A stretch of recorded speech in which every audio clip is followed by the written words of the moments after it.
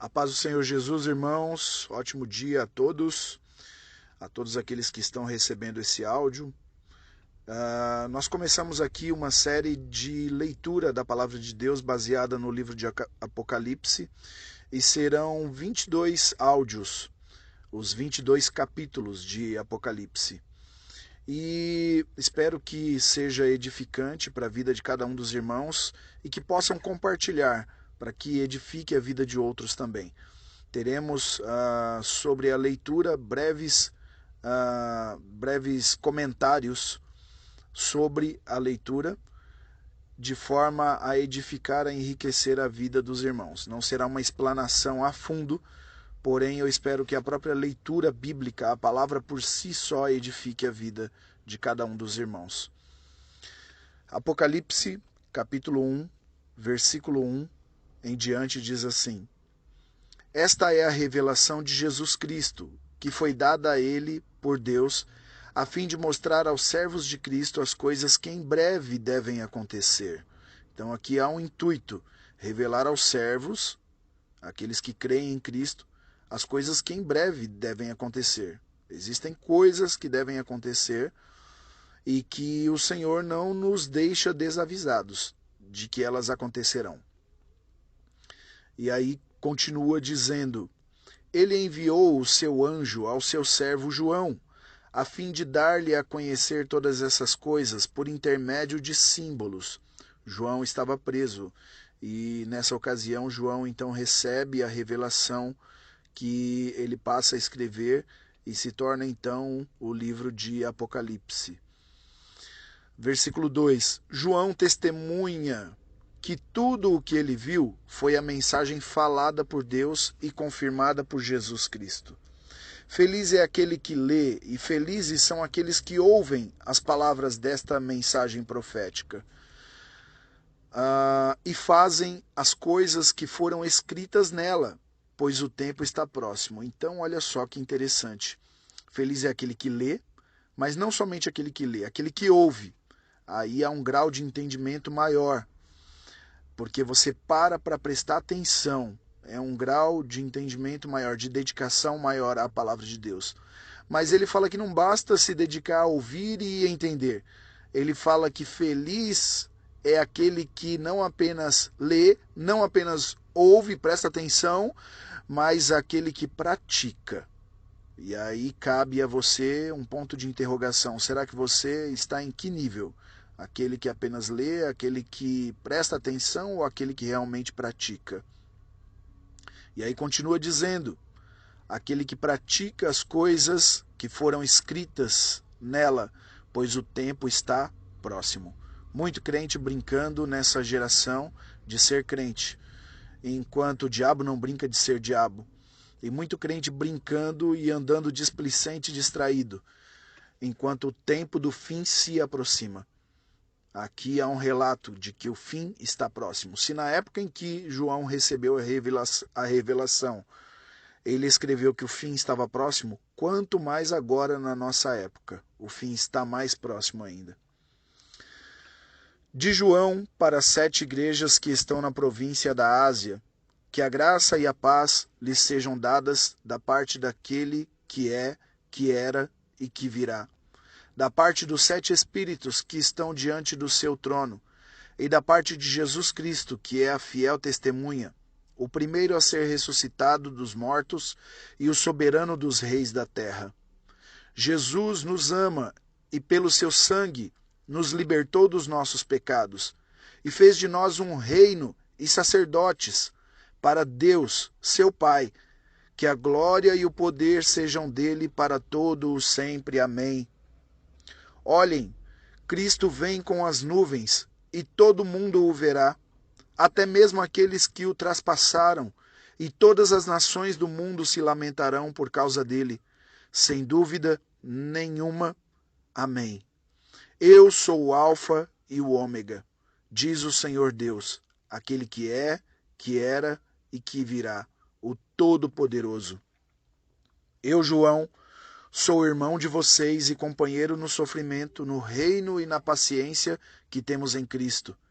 Eu estava preso na ilha de Patmos por ter anunciado a mensagem de Deus, que Jesus confirmou.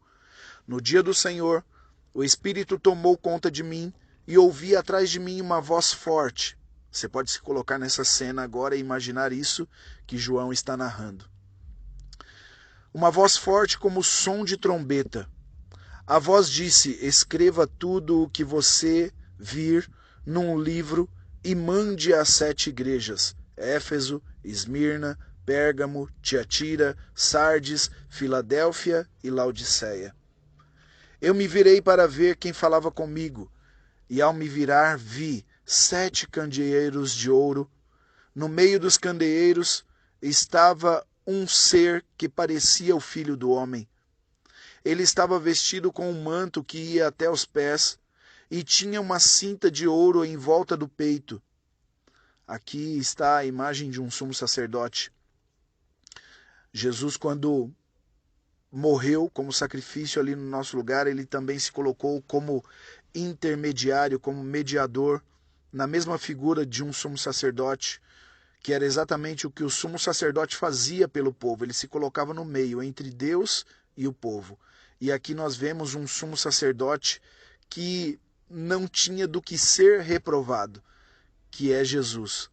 E o sacrifício dele foi de uma vez por todas. Foi o sacrifício definitivo, substitutivo.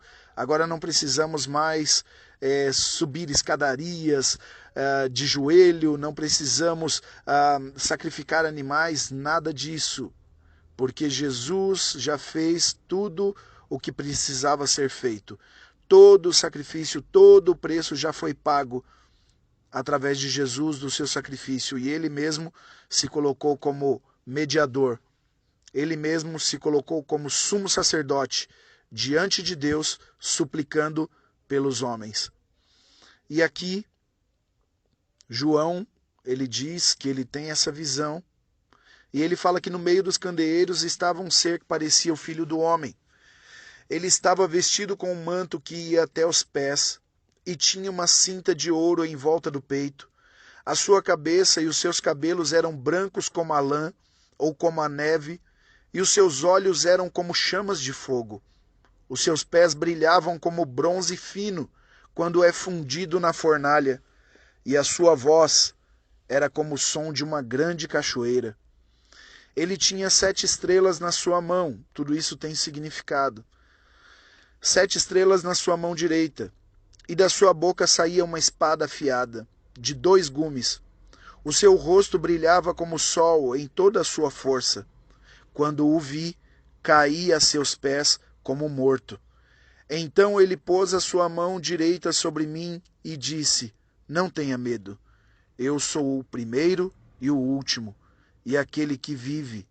Eu estava morto, mas agora eu estou vivo, para sempre e sempre. Eu tenho as chaves da morte e do mundo dos mortos. Escreva, pois, as coisas que você viu, as que estão acontecendo e as que ainda estão para acontecer depois destas. O significado das 7 estrelas que você viu na minha mão direita e dos 7 candeeiros de ouro é este. As 7 estrelas são os anjos, são os líderes, são todos aqueles crentes que têm o coração na obra do Senhor. São as 7 igrejas. E os 7 candeeiros são as 7 igrejas. Então os 7 anjos são todo crente que tem o coração voltado para a obra do Senhor. E os 7 candeeiros são as igrejas. E o Senhor diz que ele tem as 7 igrejas nas suas mãos. E ele tem as estrelas, os candeeiros, ele tem na sua mão.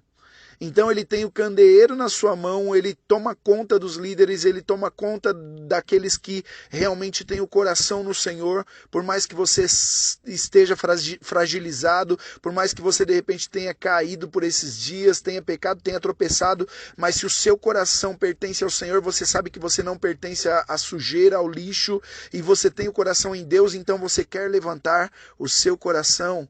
Está nas mãos do Senhor, diz a palavra de Deus lá em Apocalipse.